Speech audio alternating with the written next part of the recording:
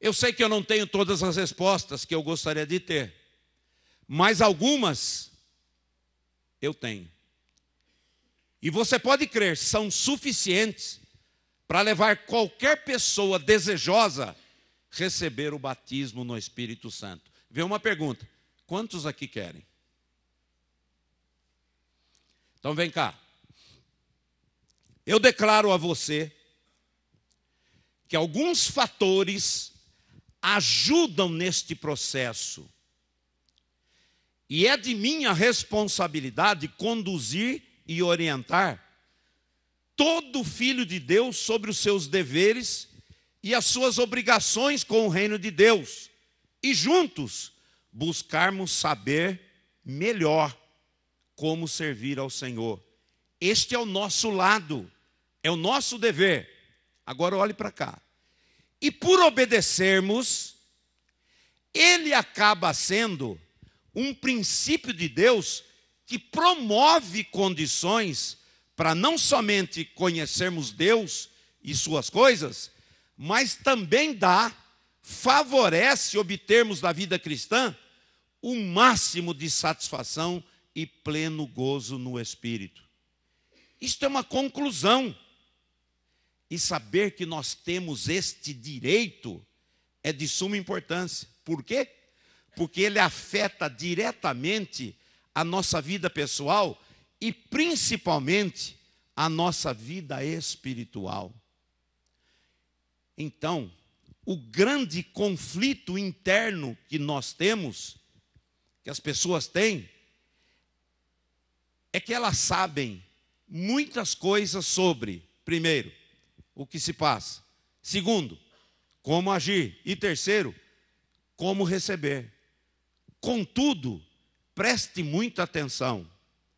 Nós precisamos, além destes conhecimentos, precisamos ter experiências verdadeiras e conscientes com Deus.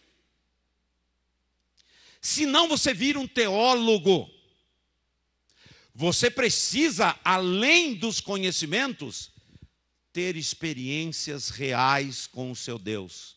Motivo: a experiência fala por si só. E cada um obtém a sua, ficando dependente apenas da sua própria condição espiritual. Eu falo de preparo, de busca e de desejo, coisas que ninguém pode manipular em você, só você. Mas você quer ouvir o melhor? Quando nós buscamos Deus desta forma, Ele se manifesta mais facilmente e mais claramente. E quer saber? Eu vou dizer. É porque esse tipo de busca está contido em pessoas que pagam qualquer preço para receber. Eu estou falando de esforço, de desejo e de comprometimento com as coisas de Deus. Agora então só resta uma coisa, depois de recebermos esta bênção, é manter esta chama acesa. Sabe por que eu estou falando isto? Estes anos de experiência, como já disse, que eu tive antes de ser pastor, 23 anos, e depois de ser pastor, vai para 29. É muito tempo. Eu já disse a vocês que eu já vi de tudo. Tudo. Até já participei de reuniões que Deus não estava presente, mas disseram para mim que era Ele. Eu já vi de tudo. Mas eu tenho visto que a maioria das pessoas tem jogado fora aquilo que Deus tem dado. Então a conclusão que eu cheguei é que é muito mais difícil manter do que receber.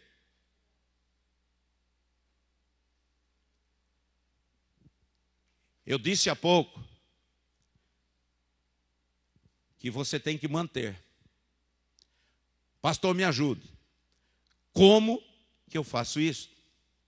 Vamos lá. Nós já aprendemos em todos estes anos com Deus que os dons da primeira carta de Paulo aos Coríntios, capítulo 12, se expressam em 9 manifestações diferentes: revelação, poder, inspiração, sabedoria, conhecimento, discernimento de espírito, fé, operação de milagres e interpretação de línguas. Nós também aprendemos que eles são utilizados de 3 formas: individualmente, ou seja, pessoal; coletivamente, ou seja, no mundo; e na igreja, a família de Deus. Contudo, também já sabemos que os dons precisam ser utilizados com responsabilidade e equilíbrio. Isso indica que quando os dons se manifestam numa pessoa, o Espírito Santo conta, ele espera que essa pessoa possua consciência espiritual dos fatos e das consequências dos seus atos. A grande pergunta aqui é: o que é possuir consciência espiritual? Bom, antes de eu responder, preciso fazer aqui algumas considerações. Primeira, depois de Jesus na nossa vida, depois de sermos batizados no Espírito Santo, nós não podemos viver uma vida como se nada tivesse acontecido de diferente conosco. Significa que Deus quer nos usar e quer usar com poder. Esta é a primeira consciência que precisamos ter, porque isso implica em afirmar que nós não podemos dar lugar à nossa carne, desejos, vontades e emoções particulares. Olhe para mim, igreja. A vida espiritual, ela precisa ter prioridade e fluir de nós espontaneamente. Olhe para mim, depois que eu já havia terminado esta palavra, depois que eu tinha consciência que tudo estava nela, no outro dia, o Espírito Santo disse a mim: sente e escreva essa folha. Mas é nesse ponto. Sentei, o que é? Há um fato aqui neste primeiro item que me chamou a atenção. Vou repeti-lo. Deus quer nos usar, mas quer nos usar com poder. É a primeira consciência que você precisa ter. Você não pode dar lugar à sua carne, a desejos pessoais, vontades que você tem dentro e emoções particulares. O momento muda você. Olhe para mim. Como é que você chama, pastor? Pergunta, como é que o senhor chama? Wilson Palomo. Vamos continuar. Mas quando eu estou com problema financeiro, eu chamo Joaquim. Você já viu alguma coisa acontecer assim? Ué, quando você está apertado, você chama outra coisa. Quando você não está apertado, você chama o Wilson. Alguma coisa está errada, não está não? É disso que Deus está falando. Quando está tudo bem, você é fiel. Quando as coisas começam a não andar direito, você não é mais. Está vendo? Emoções particulares. Alguém vem e fala uma coisa para você, você já muda o seu pensamento, muda seus conceitos e muda todas as suas atitudes. Eu pergunto, que personalidade você tem? Aliás, quantas personalidades você tem? Aliás, com quem que eu estou falando hoje? É você ou é o outro? É o outro? É o outro? É o outro? Você não está falando com um leigo. Eu sei com o que eu estou lidando. Eu acho que você também deve saber. E eu fui buscar a Deus. Deus, não sei o que o senhor quer, mas manda lá. Há um fato aqui nesse primeiro item que me chamou a atenção. Olha só. Quando um filho nosso sai para viajar, existe uma preocupação em nós, pais, do que ele vai, para onde ele vai, com quem que ele vai, onde que ele vai ficar, o que que ele vai comer. É verdade ou não é? Não senti muita firmeza nisso, é verdade. É verdade ou não é? Ah, bom. Então olhe para cá. Isso é natural, gente. Por quê? Porque nos preocupamos com os nossos, com quem a gente convive e ama. Agora, quando Deus fala que nós não podemos ser conduzidos por nossos desejos, vontades, emoções particulares, eu tenho que parar para pensar no que ele estava querendo mostrar. Motivo. Vejam, a igreja, ela é constituída de pessoas. E as pessoas vieram para ela do mundo. Para.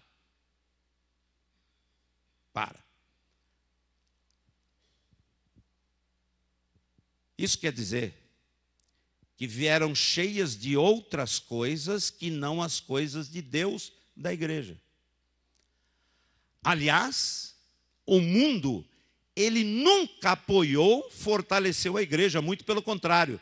A igreja sempre foi perseguida e destruída pelas pessoas do mundo sem Deus. Agora eu pergunto, lutamos pelo mundo ou pela igreja? 1 João 4, 4 e 5 diz assim, esses versos falam exatamente disso. Filhinhos, vós sois de Deus e já os tendes vencido. Ou seja, as forças que nos prendiam do mundo, as coisas do mundo nós já vencemos. E o verso 5 diz assim, eles são do mundo, por isso falam do mundo e o mundo os ouve. E o verso 6 arremata este assunto dizendo, nós somos de Deus, aquele que conhece a Deus nos ouve. E é aí que a gente reconhece o espírito da verdade e o espírito do erro. Na verdade, irmãos, essa é uma separação do verdadeiro cristão e aquele que ainda é no mundo, ou é do mundo. Está aí a separação. Eu diria que neste espaço é que entra a igreja. Olha só. A igreja entra exatamente aí com a sua mensagem principal. Sabe qual é? Arrancar o mundo do coração das pessoas. E olhe para mim. Ninguém gosta. Ah, eu adoro, pastor. Mentiroso.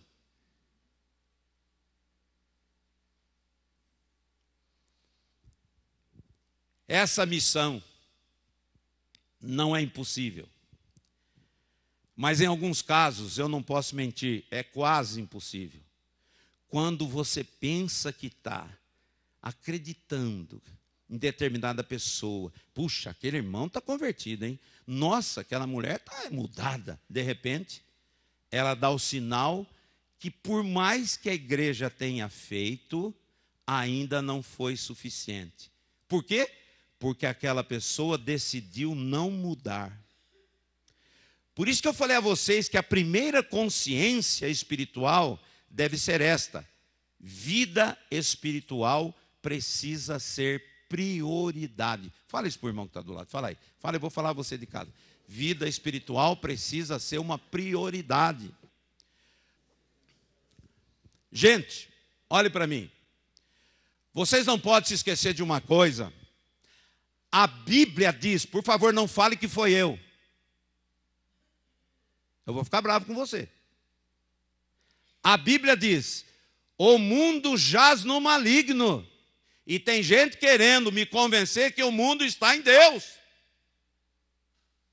O mundo jaz no maligno e não em Deus.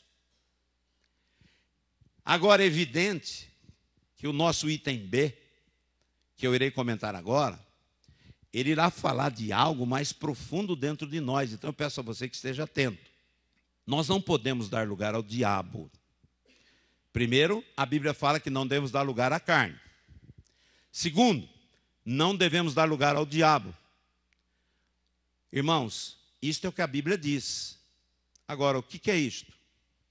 Abrir brechas. Eu já concluí que existem muitas portas espirituais, muitos espaços espirituais em nossas vidas, e alguns deles podem ser que estejam abertos ou por nós mesmos, ou que foram abertos no passado, e que hoje nós estamos sofrendo consequências por causa disso. Agora, esta afirmação que acabei de fazer agora, fala de realidades espirituais em operação, em andamento. É bênção, ou bênçãos, ou maldição, ou maldições que estão dando sequência. Vou repetir. Quando eu falo que nós não podemos abrir brechas, esta minha afirmação, que você pode até estar sofrendo consequências de coisas que já vem vindo, ou foi você que abriu também, eu diria que são realidades espirituais em operação. E é bom a gente saber que o padrão chamado bíblico do mundo não é o nosso padrão. Olhe para mim, o padrão do mundo não é o nosso padrão. Por isso que muitas pessoas têm problema comigo. Começa a querer introduzir o padrão do mundo dentro da igreja. Olhe para mim, a igreja tem o seu padrão, o padrão de Deus. A igreja não pode se adequar ao mundo, o mundo é que tem que se adequar à igreja. Certa vez eu tinha o quê? Puxa vida, 15 anos. Me levaram até Souzas. Hoje é um condomínio ali, grande. Não vou falar o nome, mas a turma nadava aqui, quase na porta daquele condomínio. A água descia assim, a correnteza estava mais no meio, e ele formava um tipo de uma prainha, mas não era bem prainha, não. A gente pulava ali, a água levava a gente até ali, a gente saía. Mas você sabe que é moleque, né? Moleque é moleque. Sempre quer ir um passo para lá. E tinha um tal de Mineirinho, que era um amigo nosso que veio de Minas, e ele, com essa história do sou mais homem, sou mais macho, deu 2, 3 passos para lá. O que aconteceu? Aconteceu que ele foi enrolado pela correnteza, e você sabe, né? O negócio são 3 vezes, né? Uma, glu, glu, glu, glu. 2, glu, glu, glu. A terceira, sumiu. Nunca mais você vê. E todo mundo sabe disso. E o tal do Mineirinho pulou lá e tinha um barco assim, amarrado, que a turma ia até a ponta dele e pulava, os adultos. E foi ele fazer isso. Ah, meu filho. Pegou um pedaço daquela correnteza e ele não conseguia vir, não sabia nadar, desceu a primeira vez nisso. Ah lá, afogando, já começou a correr todo mundo. Aí o que acontece? Uns mais fortes e nadavam melhor, pularam, porque a correnteza levou ele, pegaram ele lá embaixo, mas ele já tinha descido 3 vezes. Um cara lá grudou no cabelo dele e trouxe. Trouxe e botaram o menino no barranco. E ninguém sabia o que fazer. Adultos. Um diz, mexe no pé, nego mexia no pé, no braço, na asa, no cabelo, mas não fazia o que era para ser feito. Ninguém sabia. Até que apareceu alguém lá que era enfermeiro e falou, eu sei o que fazer. E aí fez o que devia de fazer, o menino desengasgou lá, jogou um monte de água para fora e reviveu. Mas ele ia morrer no barranco. Vem cá. Assim são as pessoas que estão no mundo, afogadas nos seus pecados. Aí a igreja vai lá, estende a mão e pensa que salvou aquela pessoa, porque trouxe ele para a igreja. Olhe para mim, está cheio de gente morta na igreja, não deitada no banco, mas sentada, e pior, ouvindo mensagem. Porque estão tão cheio de mundo que a mensagem não entra. Mas graças a Deus que tem um santo médico que sabe o que fazer. Então a função da igreja para mim, salvação, não é tirar você do mundo e jogar na igreja. É depois que você está na igreja, aí é que é o problema que ninguém quer. É tirar o mundo de dentro de você, senão você vai morrer afogado dentro da igreja. Deixa eu fazer uma pergunta. Você deixa? Você vai deixar?